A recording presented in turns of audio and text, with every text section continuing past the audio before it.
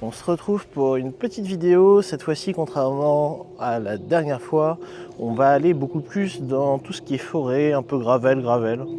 Pas non plus du gravel ultra engagé, hein, moi c'est pas mon kiff, mais un petit peu plus de chemin. La dernière fois, on était beaucoup plus sur des routes ou chemins vélo. Là, vous voyez, c'est des chemins un peu plus chemin gravel. Donc on va faire ça aujourd'hui. Moins de kilomètres que les dernières fois. Juste, voilà, le but c'est de sortir, s'amuser, profiter. Il fait pas très chaud, on se décaille un petit peu. On va voir ce que ça va donner. Globalement, pour en revenir au voyage en Italie que je prépare, vu que je pars en mois de septembre-octobre, c'est à peu près les températures que je devrais avoir au plus bas possible. Donc on fait des tests, on voit ce que ça donne. Voilà. Allez, on mange là, je suis prêt à manger. Je vais manger un petit peu et puis on se retrouve après. Les petits wings au poulet de la boulangerie. Bon allez, nous on va repartir. On a encore pas mal de bornes à faire. Et puis let's go.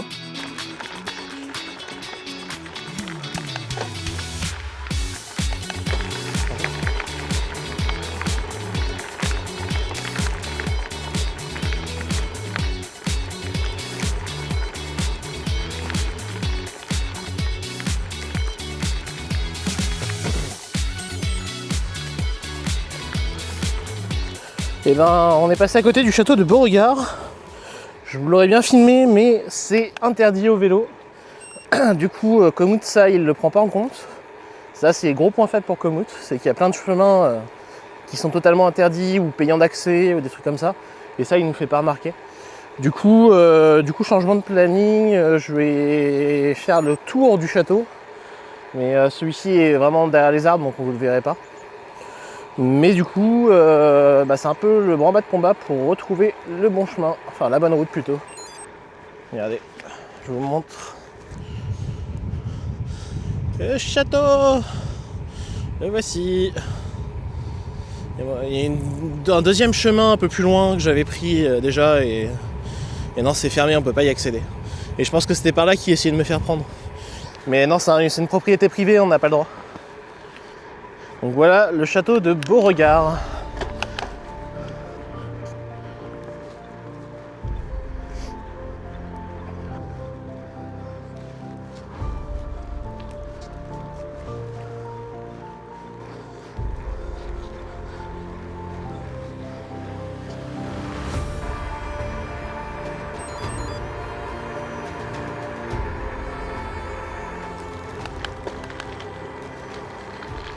Là, je pense qu'on doit pas être loin de Cormeray. Un truc dans le genre là.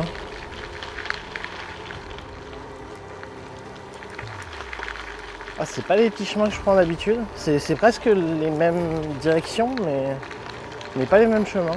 Donc, on découvre. Bien, ça change.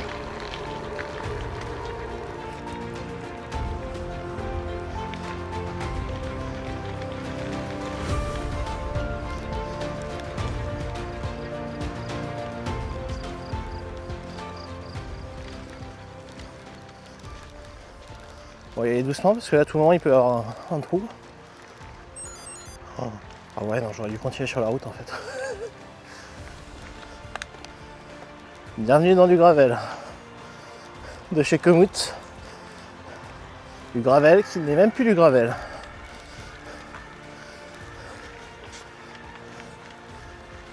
Je suis même pas sûr que je passe en fait. Je suis même pas sûr que je passe. Ouais, ça je vais le passer à pied. Je suis pas sûr que ça passe. Donc, je vais vérifier qu'il n'y a pas un fossé. Ça n'a pas l'air. Ça n'a pas l'air. Ça n'a toujours pas l'air. Ça n'a encore pas l'air. Mais bon, il n'y a pas de fossé.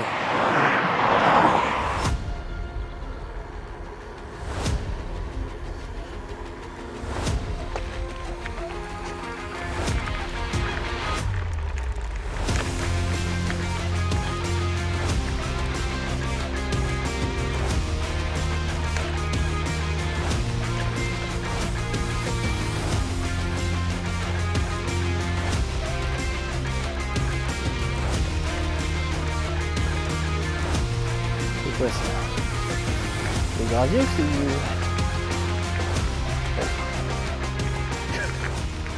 Alors je me suis dit que le gravier c'est parfait pour se casser la figure. Et là ça va. C'est pas trop mouvant. Pas des petits graviers. Et on va à droite.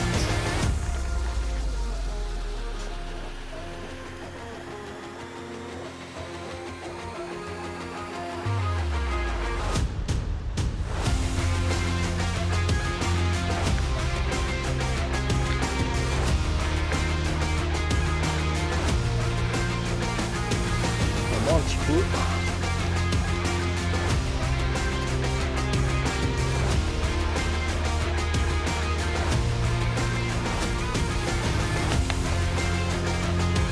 On repart sur le chemin.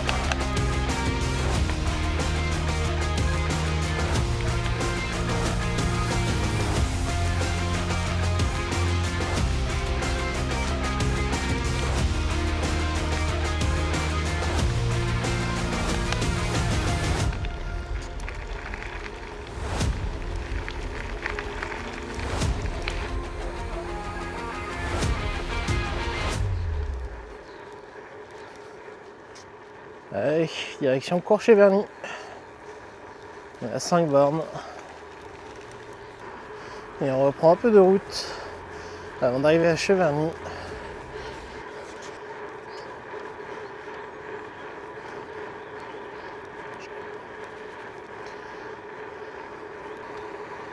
Là on va aller à droite. Interdit aux poids lourds.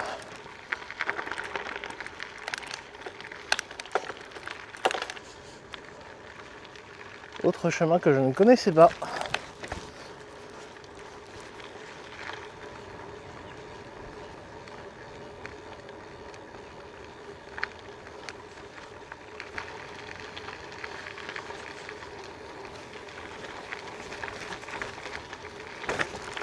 Ah, de la compagnie. Bonjour. Bonjour, bonjour. Ils sont pas frileux ici. Ah mais je peux pas moi. C'est barré ici.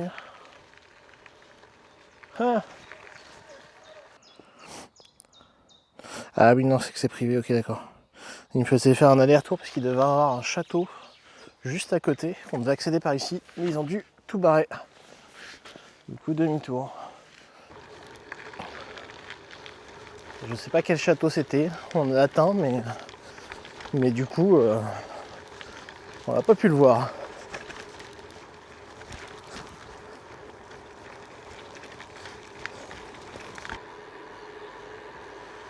Bon, on n'est toujours pas arrivé à Cheverny. On doit s'en rapprocher pourtant. Bah oui, Courcheverny. Pas à droite, Courcheverny. Voilà. Qu'est-ce qu'on a vu à gauche? Je sais pas. Qu'est-ce qu'on était censé aller voir en faisant le petit détour? Ça c'est une bonne question.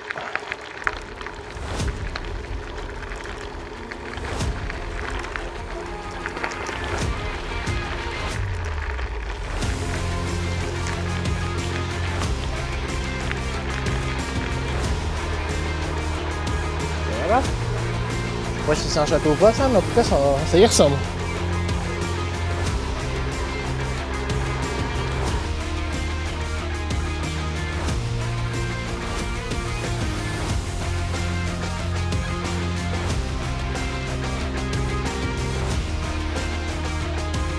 On va arriver à côté de la maison des Embanges.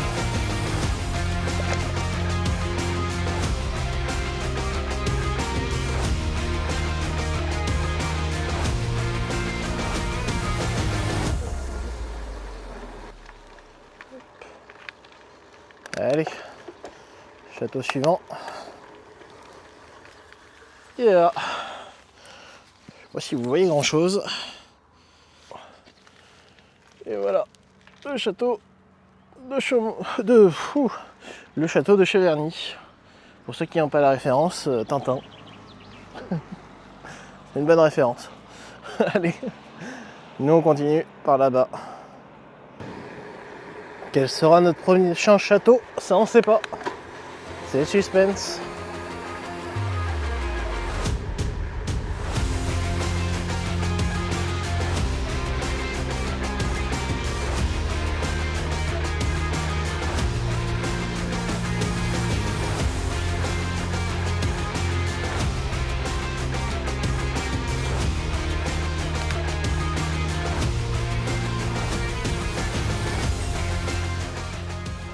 château de Troussé.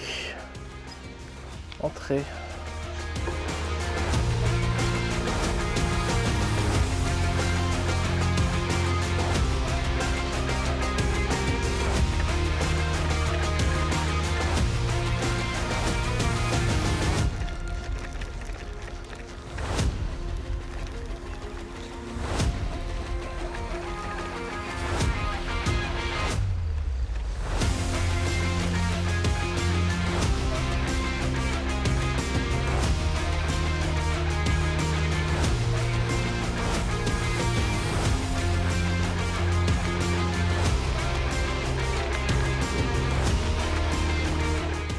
Oh bah dis donc, c'est quoi là-bas? On croirait presque un château, dis donc. Je sais pas ce que c'est, château. Pas de château de Cormeray. Non, il n'y a pas de château. Bah je sais pas. Et rien de plus. Au suivant. Alors, je pense qu'on a fait une bonne partie. Et là ça se couvre. Ils n'avaient pas annoncé de pluie, mais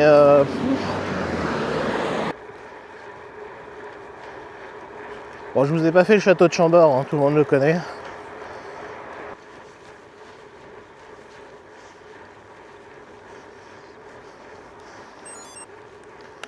Je voulais voir s'il y avait un petit accès au château, mais visiblement non.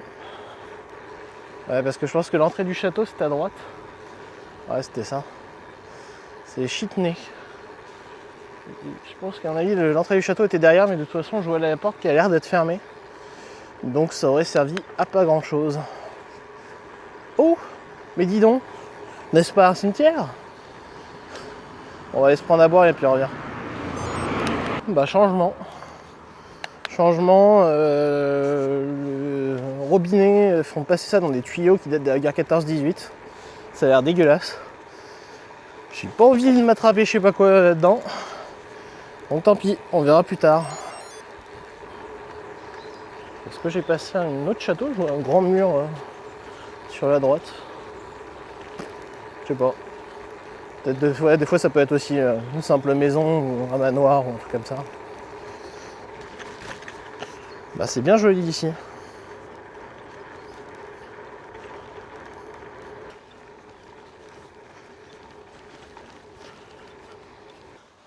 C'est quoi ça? Ça doit être un genre de château. Je sais pas ce que c'est. C'est une propriété privée. En fait, il y a beaucoup de châteaux, mais la plupart sont des propriétés privées ou des choses comme ça. Du coup, on peut pas aller forcément les visiter. Ce qui est bien dommage.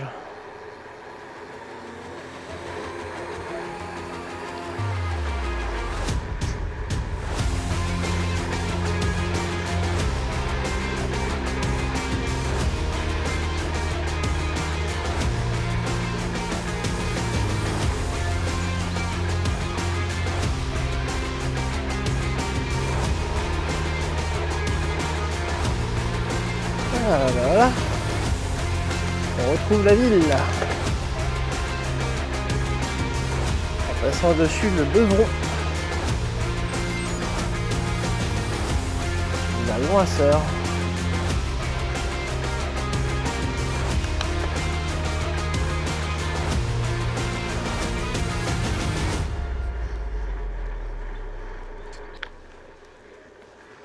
Allez, il nous reste 10 km avant d'arriver.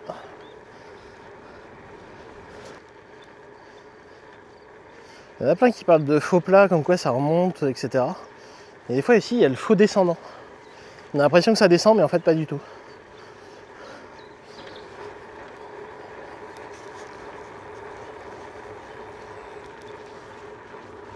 Sur une route comme ça, je devrais être plus prudent et allumer la lumière arrière. Je sens qu'on va sortir dans même pas 1 kilomètre. Et comme il n'y avait pas de voiture, je me dis, bon.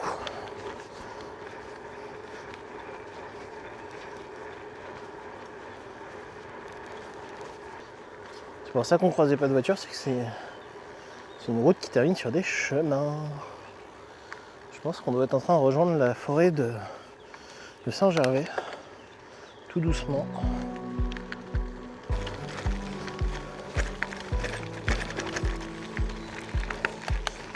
Pareil, c'est un chemin que je connaissais pas, que je n'ai jamais pris.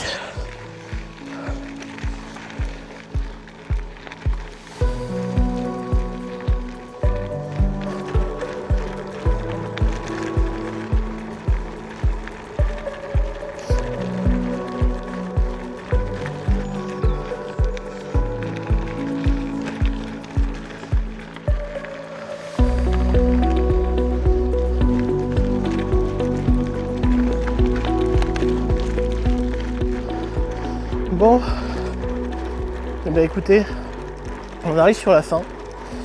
Ce que je voulais vous montrer, c'est surtout que dans le Loir-et-Cher, il est surtout réputé pour la Loire, surtout à vélo, les bords de Loire. Moi, ce que je voulais montrer, c'est surtout tous les châteaux qu'on peut voir dans le coin en partant de Blois. J'ai pas compté le château de Blois, hein, mais même rien que sans ça, j'en ai vu plus de 5. C'est en 50 km à vélo. Ça m'a pris quoi? Attendez, je vais vous dire. Sans compter ma pause manger, ça m'a pris 3 heures. 3 heures de sortie, 5 châteaux. Enfin plus de 5 châteaux, je sais pas combien je vois. Mais voilà. Ça vous donne un ordre d'idée de tout ce qu'on peut voir sur la Loire à vélo. Enfin sur les châteaux de la Loire. Et c'est pour ça qu'il ne faut pas hésiter à pas faire forcément que les bords de Loire et voir aussi ce qu'il y a à côté. Voilà. Bon, j'aurais espéré un peu plus de soleil aujourd'hui. Ça n'a pas été le cas. Tant pis. À la prochaine, comme on dit. Sur ce, moi je vais vous laisser ici. Donc surtout, n'oubliez pas, sortez, faites du vélo, découvrez les chemins aux alentours, les châteaux. Allez, à la prochaine.